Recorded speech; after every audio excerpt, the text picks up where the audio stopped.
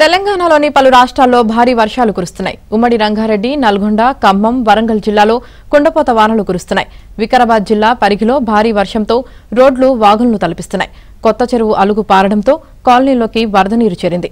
పరిగి పెద్దవాగు ఉధృతంగా ప్రవహిస్తుండటంతో పరిగి టు వికారాబాద్ మార్గంలో రాకపోకలు నిలిచిపోయాయి. గొట్టుముక్కల వాగు ఉధృతంగా ప్రవహిస్తుండటంతో రాకపోకలు నిలిచిపోయాయి.